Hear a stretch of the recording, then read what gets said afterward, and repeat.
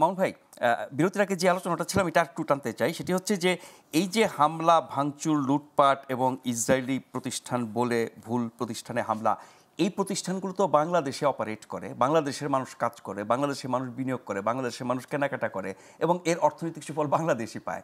তো এগুলো যারা হামলা করলো, ভাঙচুর করলো, এর পেছনে অনেক রকমের অভিযোগ শুনছি। ফ্যাসিস্টদের দোসররা এটা করছে, অপরাধীরা এটা করছে। যারাই করুক না কেন, বিএনপির নেতা জনাব সালাউদ্দিন আহমেদ বলছিলেন সরকার যদি সতর্ক থাকতো, প্রস্তুত থাকতো, তাহলে এরকম ঘটনা ঘটতো না।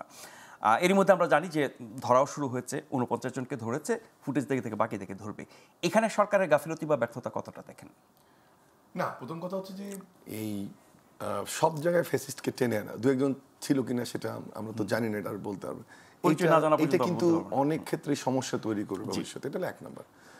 আর 2 নম্বর হচ্ছে যে এ ধরনের যখন একটা কর্মসূচি দেয়া হচ্ছে সব জায়গায়, আমি ব্যক্তিগতভাবে তো বটেই, আমরা সবাই আশা করি যে একটা সিকিউরিটি অ্যারেঞ্জমেন্ট এটা থাকা উচিত যখন সারা দেশব্যাপী এবং নিশ্চয়ই আমাদের গোয়েন্দা সংস্থাগুলোর কাছে এটা রিপোর্ট থাকে যে কোন এলাকায় কেমন হতে পারে, কি ধরনের মুভমেন্ট হতে পারে, ইভেন নাম্বারটা কেমন হতে পারে, একটা কিন্তু প্রজেকশন করা হয়।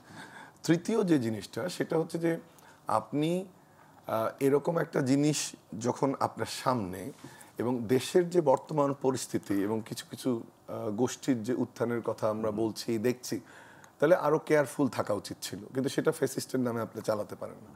2 নম্বর হচ্ছে দেখেন ভয়ঙ্কর যে জিনিসটা, একটি অর্থনীতি কিন্তু আমরা ধুকছি এক ধরনের, প্রথম প্রান্তিকে গ্রোথ 2%-এরও বেশি যায় না। আজকে দেখলাম যে 4.24 বা 4.25-এর মতো বোধহয় আমরা শেষ প্রান্তিকে গ্রোথ আশা করছি, সেখানে কিন্তু প্রাইভেট সেক্টর গ্রোথটা প্রায় 7।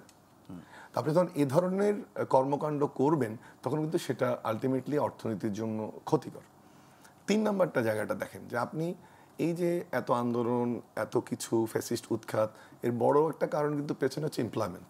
তা আপনি যে কালকে ভাঙচুর করলেন, আপনি যে কালকে কোম্পানিগুলোকে ধ্বংস করলেন, তাহলে আপনি তো একদিকে শুধু ইকোনমি না, ডাইরেক্টে কিন্তু অনেক মানুষকে আনএমপ্লয়মেন্টের দিকে নিয়ে গেলেন।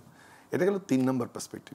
4 নম্বর দেখেন যে আপনি যখন এই কাজগুলো যে মুহূর্তে করছেন, আমার মনে হয় আলোচনাটা আমরা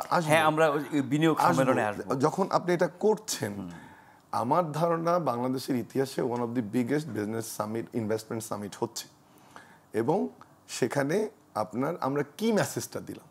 এবং সবসময় দুটো প্রশ্ন আমাদের যারা ফরেন ডাইরেক্ট ইনভেস্ট করে বা বিদেশের বিনিয়োগকারী তারা বলে, একটা হচ্ছে যে আমাদের রাজনৈতিক অস্থিতিশীলতা, আর একটা হচ্ছে আপনার এরকম সার্টেন ইস্যুস তৈরি হয় যেটা মব টপ তৈরি হচ্ছে। এবং এমন একটা সময় আপনি প্রায় 50টা দেশের 650 বা 600 বিনিয়োগকারী বা 550 বিনিয়োগকারী, 70টা দেশের 550 বিনিয়োগকারী আপনি নিয়ে এসছেন, আপনি তাদেরকে বিভিন্ন ফ্যাসিলিটি দেখাচ্ছেন। এখন তারা ঢাকার স্ট্রিটে যে প্রতিবাদটা হচ্ছে, এটা নিয়ে কোনো কিন্তু কারো প্রশ্ন নয়, যদি এটা শান্তিপূর্ণ হতো এটা নিয়ে কোনো কনসার্ন হতো না, এবং সেটা আমি মনে করি এই সামিটের সাথে সাংঘর্ষিক না। অনেক ক্ষেত্রে হয়তো বা এটা ভালো যে পিসফুল ডেমনস্ট্রেশনে কিছু হয় না, ওই মেসেজটা দিতে পারতাম।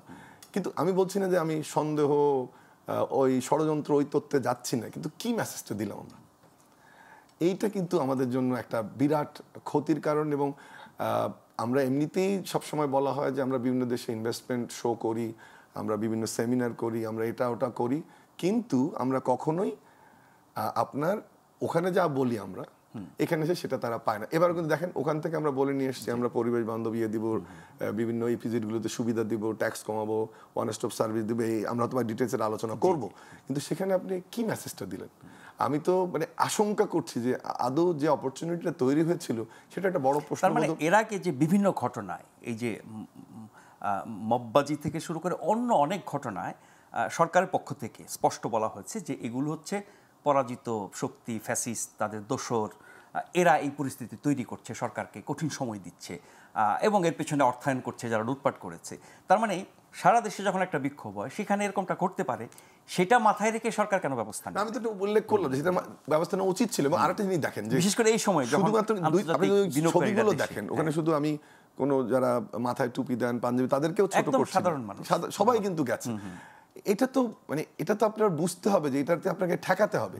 এবং আরেকটা জিনিস যে যে দেখবো যে কিছু লোক ঠেকাচ্ছে বা কিছু করছে, ওই যে স্টোরে হামলা বা কেএফসিতে হামলা সবাই করছে, তো ওই বিবেকটাও কিন্তু কেমনদের উধাও আছে না, যে একটু এটাকে ঠিক করার চেষ্টা করা, এটাকে ডেটোরেট ক্রিয়েট করা বা থাকা। আজকে যেসব রাজনৈতিক দল কথা বলছে, বা এটা বিএনপি হোক, এটা জামাত হোক, বা হেফাজতে ইসলাম একটা স্টেটমেন্ট দিয়েছে, তাদেরও তো উচিত ছিল এগুলোর সামনে দাঁড়ানো জি দেশের খাতিরে।